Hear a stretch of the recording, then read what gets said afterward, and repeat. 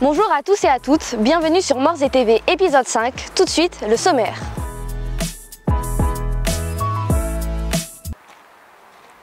Nous sommes actuellement à l'entrée de la réserve des Aiguilles Rouges.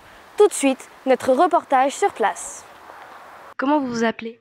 Alors moi c'est Mani Fabian, je suis stagiaire ici à l'ARNAR, l'association des réserves naturelles des Aiguilles Rouges. À quoi consiste cette association ? Alors cette association, c'est une association qui a pour but de sensibiliser principalement sur la réserve naturelle. Donc nous on n'est que la partie animation, sensibilisation de toute la réserve. Je m'appelle Thomas Geller, je suis animateur nature pour la communauté de communes dans le chalet de la réserve naturelle.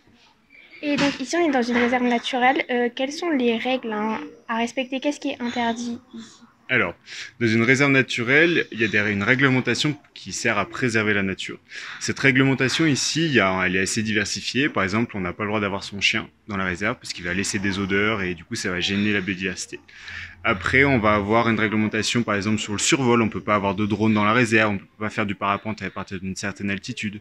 On n'a pas le droit d'avoir des engins motorisés, on n'a pas le droit de ce genre de choses. On n'a pas le droit de ramasser des plantes aussi, cueillir des fleurs, ramasser des branches d'arbres, etc. Ramasser des cailloux, il faut tout laisser sur place. La seule chose qu'on a le droit de cueillir, ça va être des fruits, donc par exemple les myrtilles ou les champignons. Il peut y avoir les rêles des marais aussi, ou les framboises sauvages. Ça, on a le droit de les ramasser parce qu'on va pas ramasser la plante dans son intégralité.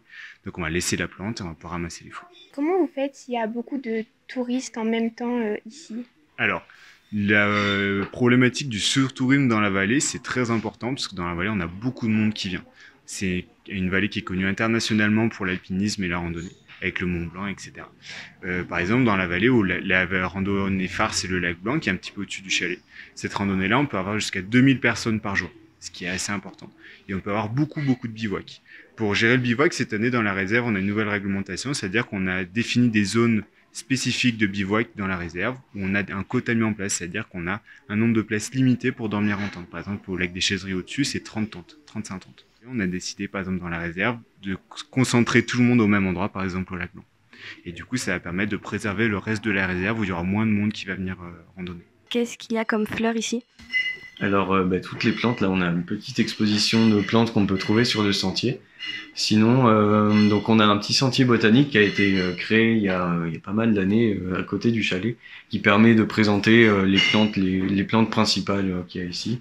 Ça permet de sensibiliser au fait que les plantes elles sont importantes pour toute la faune qui est autour, et aussi de sensibiliser au fait que les plantes on peut aussi s'en servir, on peut s'en nourrir, etc. Et c'est quoi tes espèces introduites? Alors les espèces introduites ou invasives dans la réserve, on essaie de pas en avoir, parce que du coup on n'a pas le droit d'introduire des nouvelles espèces dans la réserve. Après, de façon générale en France, il y en a plein où en fait ça peut être des espèces qui ont été importées d'autres pays pour des plantes d'ornement, par exemple pour faire joli dans un jardin. Et petit à petit en fait, avec le vent, la pollinisation, les graines se sont essaimées dans la nature un petit peu partout, et du coup vont coloniser petit à petit ces espaces-là, parce qu'ils n'auront pas les prédateurs d'origine de cette plante-là, et du coup vont pouvoir prendre plus de place. On a récemment le gypaète qui était complètement éteint à l'état sauvage ici. Donc il est réintroduit, le gypaète barbu qui est juste derrière d'ailleurs. Donc lui il a été réintroduit il y a assez peu de temps. Et il me semble qu'il doit être classé vulnérable sur la liste rouge des classements UICN, on appelle ça. Et c'est quoi des espèces disparues? Est-ce qu'il y en a ici par exemple? Alors des espèces disparues, il y en a un petit peu partout en France, mais en tout cas on n'en a pas vraiment dans la vallée, on a surtout des espèces qui sont en voie de disparition. Par exemple le tétra ou le lagopède ou le lièvre, qui ont besoin du froid en hiver. Petit à petit, avec le réchauffement climatique, ça fait de moins en moins froid, elles vont disparaître.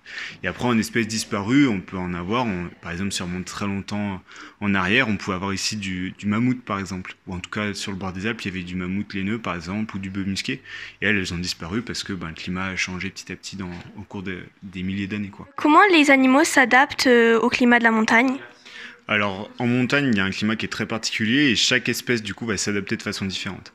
Il y a des espèces comme le chamois ou le bouquetin qui sont derrière moi, elles vont changer de pelage en hiver. C'est-à-dire qu'elles vont avoir un pelage un peu plus épais pour leur tenir plus chaud en hiver. Il y a des espèces, en hiver, elles vont se transformer en blanc, par exemple, comme l'hermine qui est derrière nous. Cette espèce, elle va devenir blanche pour, du coup, se camoufler dans la neige. Il y a des espèces aussi qui vont avoir des parties de leur corps qui vont devenir noires pour plus capter de la chaleur. Si on regarde la queue de l'hermine derrière moi, c'est le cas. Du coup, ce noir va capter la chaleur et éviter que ça gèle. Il y a des espèces comme le tétra qui est là ou le lagopède qui est derrière.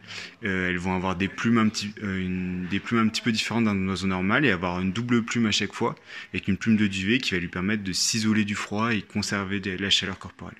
Quel problème il y a à cause de la pollution ici, par exemple, est-ce que ça dérange certaines espèces animales?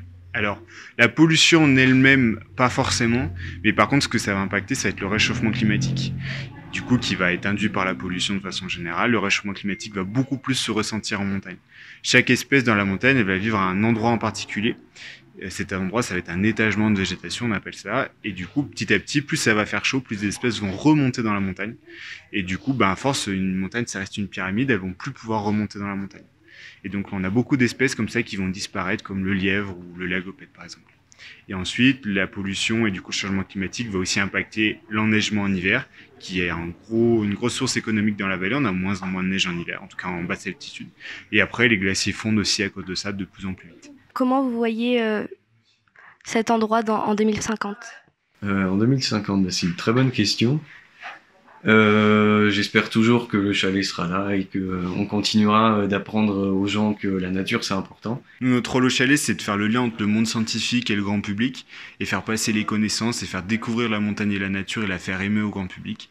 Et donc en 2050, les glaciers auront de plus en plus fondu, la nature aura évolué, les espèces seront remontées encore plus dans la montagne. Et notre rôle sera encore plus de faire du coup de la prévention, de la sensibilisation, parler, faire aimer la nature aux gens, mais ça aura un petit peu changé vu que la nature aura changé de façon générale. C'est déjà la fin de notre journée de tournage. N'hésitez pas à liker et à vous abonner. Maintenant, c'est l'heure de se reposer. Tchin! À bientôt!